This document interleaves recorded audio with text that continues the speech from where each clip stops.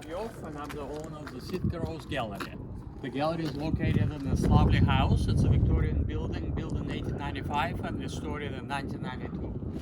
And they carry all kinds of artwork, including bronze sculpture. That's a bronze sculpture by Jacques and Mary Regat, the sculptors from Anchorage. They have wonderful patina work on their bronzes, limited editions. The house is on a historical register. This is a sign for it right here. And as we walk into the gallery, there's actually 4 different rooms. This is the front room. This is more sculptures by Jacques and Mary Regat. That's a transformation piece of a Tlingit boy who becomes a salmon, based on a local Tlingit story.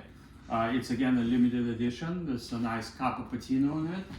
But besides the bigger sculpture, they also do a lot of the smaller pieces, like this bear and the fish. Really wonderful marbled effect on that particular piece. The humpback whales here. And then continuing to here, we have some unusual things like fossilized whalebone sculptures. That's on a vertebra of a whale. There are things like fish skin baskets. It's salmon halibut skin sewn together. There's ferns in the middle.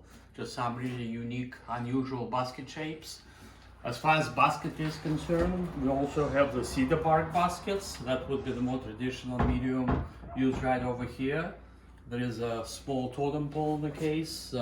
Walrus ivory sculpture by the Yupik Eskimo artist from up north. And then we have lots of local painters. That, for example, is an oil painting by Henry Hayes. He's actually in his 90s now. He's a well-known impressionist painter from Sitka. There's another of the bronze sculptures called the Eagle Spirit. And then we continue into this room. There's a nice sculpture of the 2 sea otters by the same Jacques and Mary Regat sculptors. But we also carry a lot of prints, so there is something for everybody. That's a print by Brenda Schwartz, Jäger, and she does her paintings directly on navigational charts. We carry her original sloop, but that would be one of the prints. There's wonderful majestic mountains in Sitka, and that's another of the impressionist paintings of them by Henry Hayes. And you can see them right through the window here. That's actually a really big mountain called Arrowhead Mountain, which sort of dominates over the downtown Sitka skyline. The background mountains of the Three Sisters. Here's some of the bronze sculptures, but we also carry wooden vases. This is quite a lovely piece by L. Genonis from up north. It's made from the burl of the birch tree, inlaid with turquoise and gold nuggets. And he collects his own pearls and turns the balls on a lace. Next to it is another unique item. The Inupiat Eskimo artist from up north worked with fossilized whalebone. So it's a dancer type figure, and he represents a seal in his dance, almost like a transformation from the person to the seal and back. So that's walrus ivory in the middle and fossilized whalebone rib that the sculpture is made from.